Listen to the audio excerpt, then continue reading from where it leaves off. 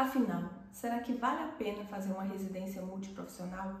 Ou será que residência multiprofissional é para você? Se você tem essa dúvida, fica comigo até o fim desse vídeo que a gente vai falar muito sobre isso e talvez depois desse vídeo você decida ou não fazer uma residência multiprofissional. Para quem não me conhece, eu sou a Aline Cerqueira, sou biomédica, fiz residência multiprofissional no Rio Grande do Sul e desde 2022 que eu estou de volta para minha cidade, Guanambi, na Bahia. E desde essa época que eu queria muito falar isso para vocês. Para quem já me conhece, sabe que eu dei essa pausa aqui no YouTube, fiquei um bom tempo sem gravar vídeo, mas agora estou de volta e pretendo trazer muito conteúdo para vocês. E nesse momento eu já quero pedir o apoio de vocês. Se você ainda não é inscrito nesse canal, se inscreva. Se você ainda não deu a sua curtida, pare tudo agora, dê uma curtida nesse vídeo. Manda esse vídeo também para quem você sabe que curte ou gosta desse tipo de conteúdo ou que está na dúvida se faz ou não uma residência multiprofissional.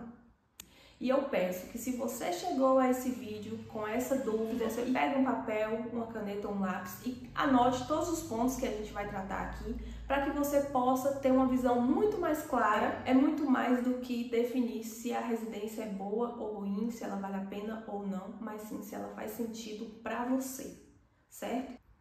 O primeiro ponto, provavelmente você vai ter que se deslocar para outra cidade, para outro estado até, para fazer essa residência multiprofissional. São 23 residências multiprofissionais espalhadas por todo o país e provavelmente essa residência não vai ser ofertada na sua cidade, mas se você tiver a sorte dessa residência ser ofertada na sua cidade, aí você desconsidera esse ponto, porque os outros quesitos que a gente vai discutir é com relação a isso, com relação à distância. Então, provavelmente, se você não vai fazer residência na sua cidade natal, você vai ter que ter gasto com moradia, com alimentação, com transporte, você vai ter que ficar longe da sua família. Então, tudo isso tem que ser levado em conta. Isso realmente pesa na hora de você decidir em fazer ou não fazer uma residência multiprofissional?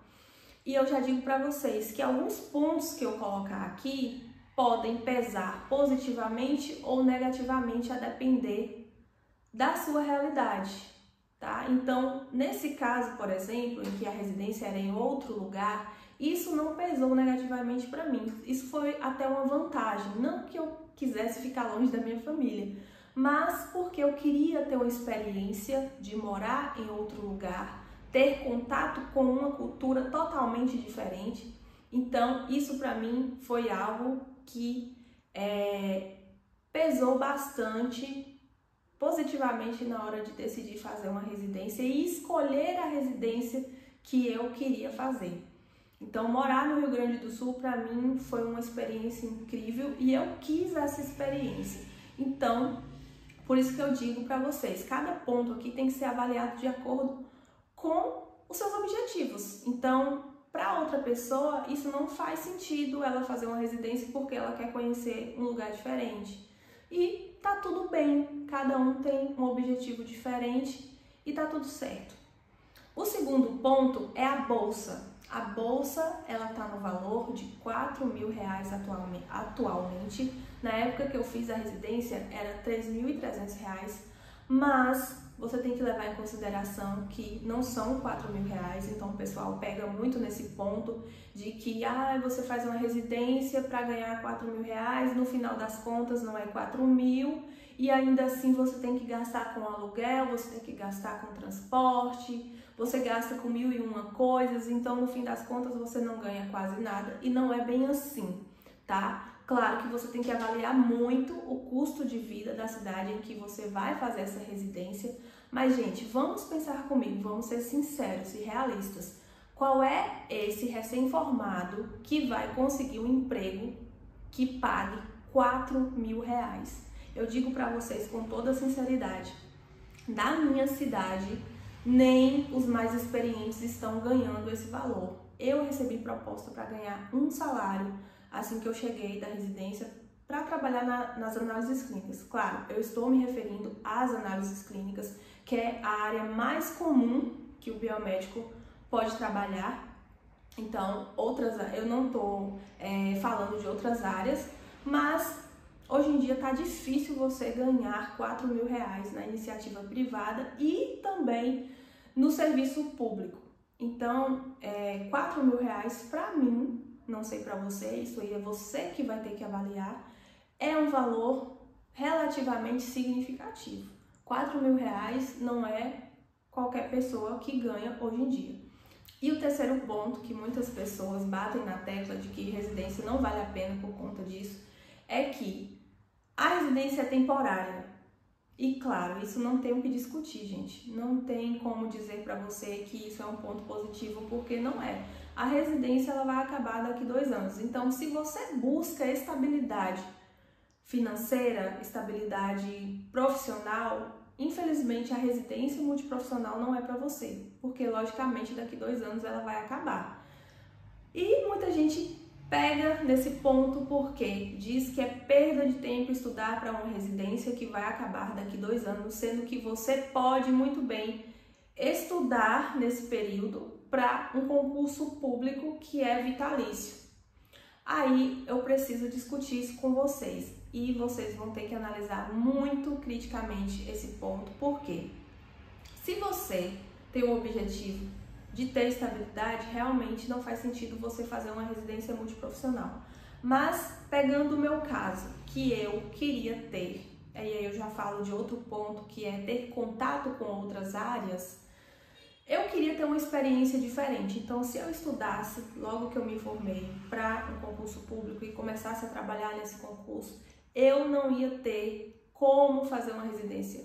Por quê? Quem vai querer? Dificilmente uma pessoa vai largar um concurso público para viver uma outra experiência e depois voltar para ter um emprego estável, né? Então, eu quis viver essa experiência antes, para depois eu ter estabilidade. Então, eu não me arrependo de ter feito a residência multiprofissional, porque a residência multiprofissional, ela me trouxe muita bagagem, muita experiência profissional e pessoal, foram vivências incríveis. E eu tive contato com várias áreas. Então, qual é esse emprego que te dá a possibilidade de você ter contato com várias áreas, experimentar várias áreas?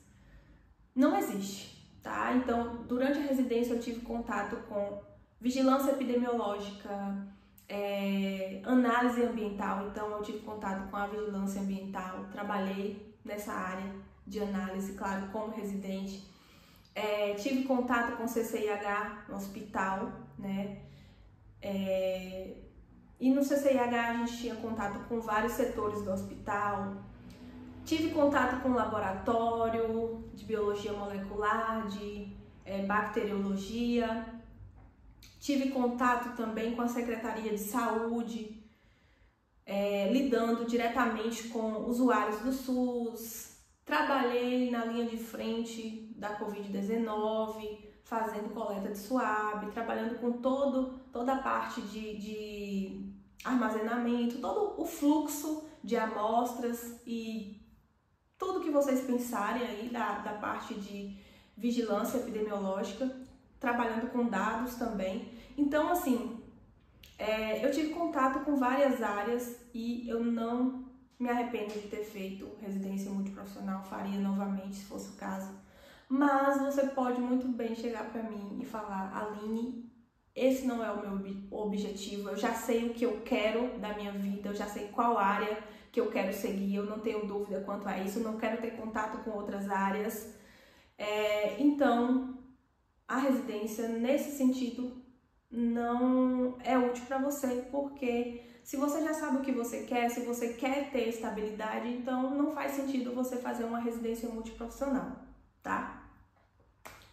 E agora nós vamos para outro ponto, que é a valorização profissional. E nesse ponto eu tenho que ser muito realista com vocês. Foi uma das coisas que eu mais me decepcionei com a residência multiprofissional. Não com a residência em si, mas a parte de voltar da residência e não ser valorizada depois de ter feito uma residência multiprofissional é muito frustrante. Então, uma pergunta que eu recebi lá no direct foi: depois que você fez residência, você foi valorizada por isso? Você conseguiu emprego por meio da residência? Foi a residência que te ajudou a estar onde você está agora?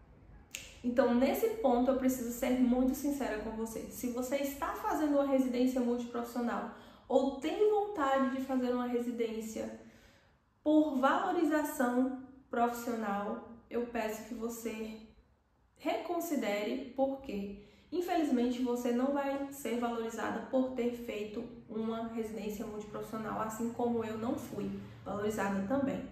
Então, a residência é só mais uma especialização na fila de muitas outras. Ela não é considerada especial só por ser uma residência. É tanto que a minha maior frustração foi nos concursos que eu prestei, que eu fiz, e que na prova de títulos eu fui colocar as minhas especializações, e a residência multiprofissional ela conta apenas um ponto, assim como qualquer outra especialização. Então, você não é valorizado, infelizmente, por ter feito uma residência multiprofissional, que são mais de 5.000 horas de carga horária, e mesmo assim ela conta a mesma coisa que uma especialização de 360 de 400 horas, infelizmente. Outro ponto que eu tenho que discutir com vocês e que muita gente pega para criticar a residência através desse ponto é a carga horária. Então, sim, é bem cansativo, eu tenho que ser bem sincera com vocês. São 60 horas semanais de trabalho, mas calma, não é que você vai trabalhar 60 horas no campo. Em campo você trabalha 40 horas, 8 horas diárias, e as outras 20 elas são as aulas e algumas atividades extracurriculares que você faz. Então, sim, a gente, além de trabalhar as 8 horas diárias, a gente chega da residência, do campo, e ainda tem a aula remota. Às vezes a aula é presencial, a depender da residência que você for fazer, tá? Mas ainda você tem aulas, e essas aulas vão diminuindo gradativamente até o final da residência. Então, acho que no último semestre eu tinha apenas uma aula, e elas vão ficando cada vez mais específicas. Então, vai chegar um momento em que essas aulas vão ser só para os biomédicos, então os biomédicos R1, R2 e por aí vai. Mas no início você tem aula com todos os núcleos formativos, com biomédicos, com farmacêuticos, na minha não tinha, mas enfermeiros, fisioterapeutas e psicólogos. Então são matérias assim bem gerais. E nesse ponto eu preciso alertar vocês de que se você não gosta de SUS, infelizmente a residência também não é para você, porque a residência fala o tempo todo do Sistema Único de Saúde, ela é baseada no Sistema Único de Saúde, então muitas das disciplinas vão ser voltadas para essa área. Então, se você não gosta de SUS, repense um pouco essa decisão. Essas atividades complementares, elas podem ser em forma de artigo que você lê, em forma de vídeo. Então, tudo que tiver relacionado à residência ou ao SUS, e-books que você produz, qualquer coisa que você produza é contada como carga horária. Então, quanto mais coisas você fizer, mais carga horária você vai ter, né? E no final, você vai precisar dessa carga horária. Então, como são 60 horas, 20 horas precisam ser de atividades e aulas. Então, a depender da quantidade de aula, você precisa completar isso com atividades. No fim das contas, não é 60 horas de trabalho bruto, mas 40 horas com 20 horas de atividades complementares, certo? Outro ponto também que eu já vi alguns profissionais baterem nessa tecla e criticarem, que muitas vezes a residência multiprofissional ela tem um nome super exótico que dá a entender que o biomédico vai fazer e acontecer em outras áreas, e no fim das contas o biomédico vai ficar basicamente no laboratório, mofando no laboratório, e não é bem assim. Isso vai depender muito da residência que você escolher. Então, eu aqui estou falando da minha residência, da experiência que eu tive com a minha residência, E até mesmo dentro da minha residência pode haver mudanças, porque a residência ela é dinâmica e ela segue o fluxo de acordo com as demandas do município. Então, tinha um conteúdo programático para seguir e na minha época veio a pandemia da Covid-19, então mudou tudo. E eu tive contato com o pessoal da vigilância epidemiológica, eu fui fazer coleta da Covid-19. Muita gente não esperava por isso, teve gente que se decepcionou por ter que ir para esse campo. Eu, na verdade, fiquei bem empolgada para trabalhar com uma coisa nova, que um dos meus objetivos com a residência era experimentar coisas que o biomédico não está acostumado a fazer rotineiramente. Então, isso para mim foi muito gratificante, foi algo que eu queria muito, que era um dos meus objetivos. Então é isso que você tem que ter em mente. Então, se você quer ter contato com várias áreas, eu sugiro que você entre em contato com a residência que você está interessado em prestar e pergunte para a coordenadoria. Eu fiz isso, eu até perguntei demais até onde que iam ser as aulas para que eu pudesse alugar por perto. Então, todas essas coisas eu perguntei. Então, eu acho que você deveria fazer isso também, se você tem interesse em determinada área e se você tem objetivos já traçados, se você quer conhecer outras áreas e quer saber quais são essas áreas e já ficar inteirado antes de você prestar, antes de prestar essa residência, pagar a inscrição. Eu acho que você deveria sim se informar para você não se frustrar. Nesse caso, na minha residência, a gente não ficou só no laboratório. E isso para mim foi um ponto positivo. Já para o meu colega, que ele esperava que a gente fosse ter mais contato com o laboratório, ele se frustrou, porque realmente a nossa residência ela é bem aberta, tem vários campos que fogem um pouco da realidade do biomédico e não estava dentro dos planos dele. Então, faltou um pouco de pesquisa da parte dele, né? Mas esse era um dos meus objetivos. Então, é isso que eu quero que vocês entendam. Não tem como a gente definir se a residência é boa ou ruim, mas sim se ela se encaixa dentro das suas metas e dos seus objetivos profissionais. E tudo isso tem que estar alinhado, você tem que procurar, se você está na dúvida se essa residência realmente faz sentido para você, se é o que você busca, procure a coordenação, procure alguém que já tenha feito essa residência, para que você lá na frente não venha se frustrar e ficar infeliz com a escolha. Esse foi o vídeo de hoje. Eu espero muito que esse vídeo tenha te ajudado. E se esse vídeo te ajudou, não esqueça de deixar sua curtida. E se faltou alguma coisa que eu esqueci de falar, ou que você acha importante que eu deveria ter falado e não falei, deixe nos comentários que possivelmente eu vou te responder, ou eu posso até gravar um outro vídeo sobre isso se vocês quiserem, a parte 2, né? Então é isso. Espero que vocês tenham gostado e até o próximo vídeo.